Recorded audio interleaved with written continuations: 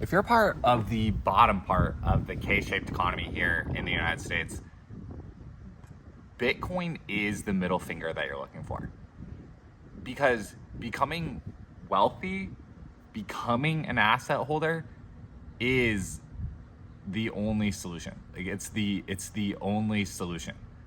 Outside of really messy revolution, it's the only solution.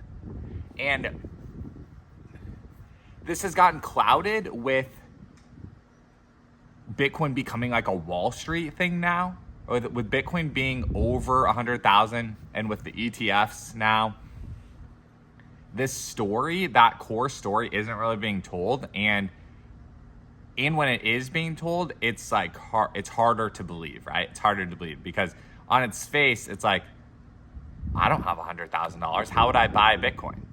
Yes, you're right. Like, understood. That makes sense. And so you just break that down. Well, you don't have to buy a whole Bitcoin. Okay, well, if I only have $10, like I can't own enough Bitcoin to like be rich. So how is it going to help me? Yeah.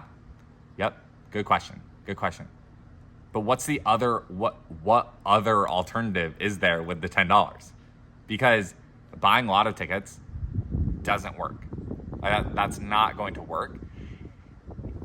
And for the one person that does work for, great. What about everyone else? Like, and that's the whole thing. And so Bitcoin for me, like the reason why I started investing in it 10 years ago was for the ideology. It was for the ideology. Bitcoin is better than fiat money. That was the ideology. It was basically like politics, populism.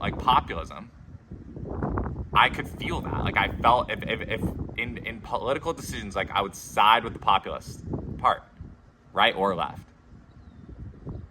Occupy Wall Street, Bernie or Trump, like it was all like that of like economic inequality. Like I felt that.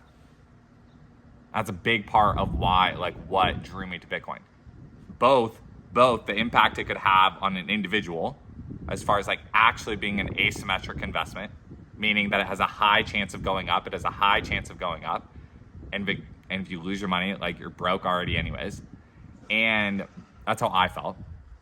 And at the same time, it was this like, also, if it catches on enough and Bitcoin can replace fiat money, that can structurally change the relationship between everyone.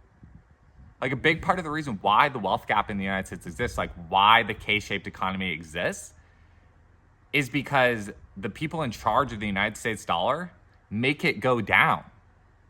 The people in charge of the United States dollar will stare you in the face. This is just dead serious. And they're like, yes, we are trying as hard as we can to make the dollar lose value per year. And we just said okay to that. Like we just said okay. Oh, okay. Rich people didn't. Wealthy people didn't. Wealthy families didn't. They bought lots of stocks. They bought lots of real estate. They bought lots of commodity. Like they bought assets, right? Poor families, broke families didn't. They didn't. They just worked their job and kept their dollars. Wealthy families bought assets. That's what got us where we are. And then the government and the people in charge of the United States dollar were like, yeah, we're going to devalue dollars that all these people are holding in their savings accounts, in their bank accounts. That's like what has happened. And so the early ideology about Bitcoin was like, oh, Bitcoin can replace fiat money. And because there's no CEO of the US dollars, there's no board of governors of the US dollar, it can work better as money.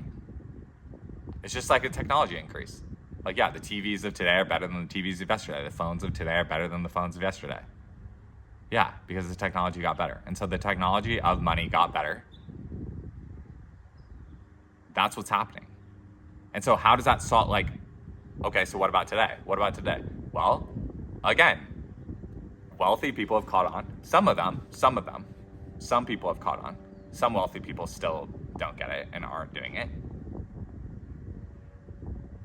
But the concept is still there. There's nothing else everything else that wealthy people buy to take advantage of the devaluing dollar, like, again, poor people and broke people can't get their hands on. They can't get their hands on a sizable enough chunk of it in order to, again, make a difference in their life. Bitcoin, you can get a sizable enough chunk of it. That's the main message. Like, that's the core message. That's where the actual middle finger is. That's where the actual middle finger is that it's like a slow burn lottery ticket. Like, everything you believe about like how awesome it would be to hit the lotto. Again, and whether we're talking physical lotto or whether we're talking crypto coins lotto. Because a lot of you are here already. Like, you're here on YouTube. You're investing in crypto. I talk to so many people all the time. They're like, yeah, we bought Dogecoin while I was talking about it on Saturday Night Live. Cool. When's the last time you bought $20 of Bitcoin and saved it? That's the actual middle finger. Everything you're imagining of how awesome it would be to hit the lottery, that's what Bitcoin is in slow time. But also in faster time than any other alternative. There's no other alternative. If you're trying to save up for a house, you can't, like, the prices of the homes are running away faster than the savings account working up to the down payment, which is incredibly frustrating. Incredibly frustrating. Bitcoin is the only thing that you can get $1 of and just get on the asset train and start getting on the asset train, and it'll start to increase your optionality. It is protesting. Like, it is, buying Bitcoin is still protesting. It still is calling BS on the way that the establishment has worked for years. And honestly, it's even better that Wall Street and the ETFs and some wealthy families have understood Bitcoin, because now you buying it, like, you're aligning with them. You're aligning with powerful people. You're aligning with powerful people, and you're working together to get out of the bottom of the K-shaped United States economy. Bitcoin is like, it really is actually what you're looking for. It actually gives that like ideological release and the chance at getting wealthy all at the same time. And I'm saying this from like personal experience. This is what has kept me as a Bitcoin investor for 10 years. And there's nothing else. There's nothing else I've like physically invested for that long. And when I look around at all the other options today, there's no stock or no crypto, no anything that would make me, it doesn't have the feature set and have that part, that feel good ideological part that Bitcoin does. And so I'm invested in it as much for like the way that I want to see the world as I am for myself personally. And that's what makes me feel really good. Like, that's what makes me feel like I'm ideologically aligned with the actual solution that I think for the United States K-shaped economy and for myself. And it's very hard to get that alignment in life, because so many people in the world have like a scarcity mindset of there's not enough to go around. But I primarily like believe in abundance and believe that you like changing the base layer economically of how we communicate with each other by swapping out the underlying currency is the number one way to kind of like heal the relationships between everyone.